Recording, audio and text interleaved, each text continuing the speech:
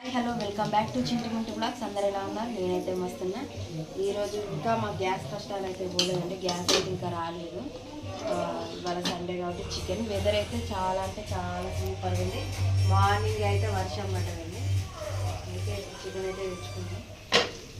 Chicken అయితే వండుకున్నాం. Mutton పొయ్యి మీద చికెన్ గ్యాస్ ఎప్పుడు వస్తుందో కానీ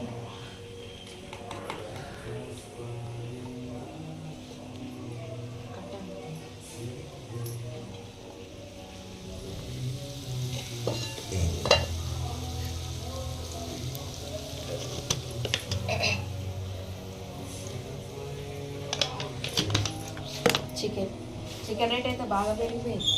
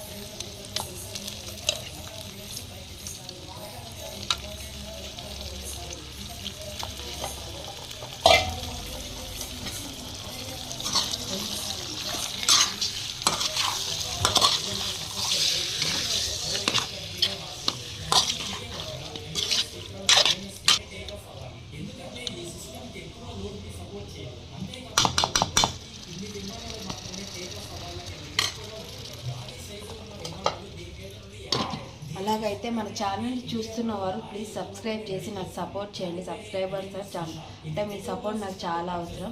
అందుకోసమే రిక్వెస్ట్ చేసి అడుగుతున్నా, నాకు సబ్స్క్రైబ్ చేసి నాకు సపోర్ట్ చేయండి. చికెన్ చూద్దాం. చికెన్ అయితే ఇప్పుడే చికెన్ అయితే తీసిన కొంచెం మగ్గినాక ఉప్పు కారం వేద్దాం.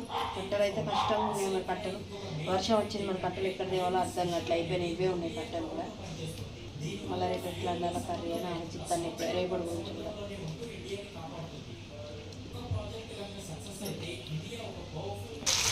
ఇక కొంచెం ఆయిల్ అయితే మగ్గింది. ఇప్పుడు దీనికి తగిన కారం అయితే వేద్దాం. చూడండి,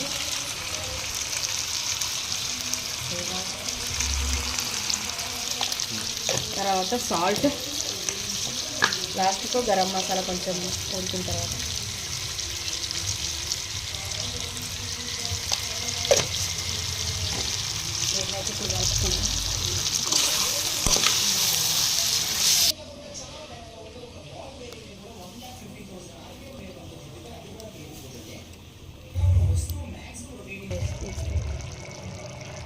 కొంచెం ఉడకాలి కదా.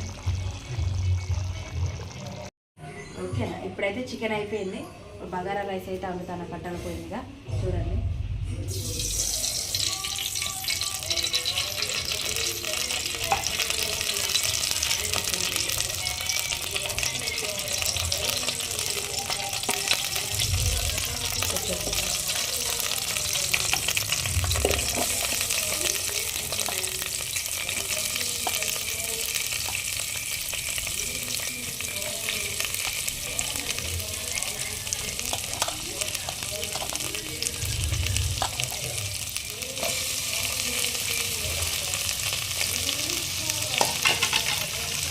కొంచెం మగ్గాలి. మగ్గినాక సాల్ట్ను మన అల్లం వెల్లుల్లి పేస్ట్ వేసి వాటర్ పోసుకుందాం. కొంచెం మగ్గితే మంచిగా ఉంటుంది. ఒక 5 మినిట్స్ మళ్ళీ మూత పెడితే మగ్గుతుంది. మగ్గినాయి. తర్వాత ఇప్పుడైతే కొంచెం సాల్ట్ వేసుకున్నా. సాల్ట్ను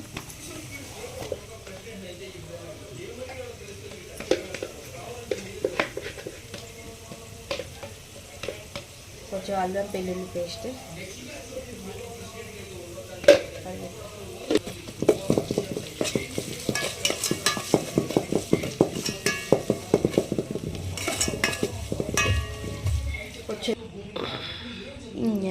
ఏంద్రా ఇది కట్టెల పొయ్యితో గోసపడ ఊది ఊది ఊపిరి పోయేటట్టున్నది. కానీ మంట అయితే మండేటట్లేదు.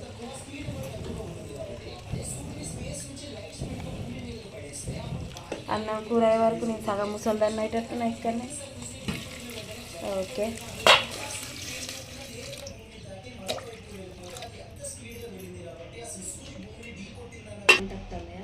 ఇది వస్తుందా పొగ, ఇది కదా పొగ వచ్చేది అది బరాబర్.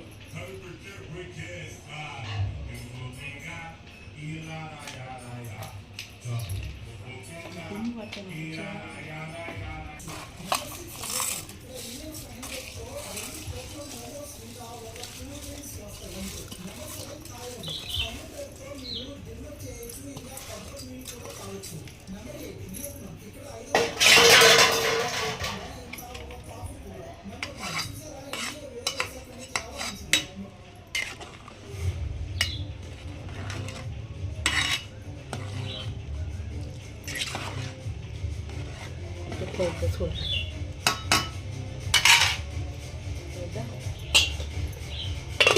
ఇప్పుడు తమ్ముని తర్వాత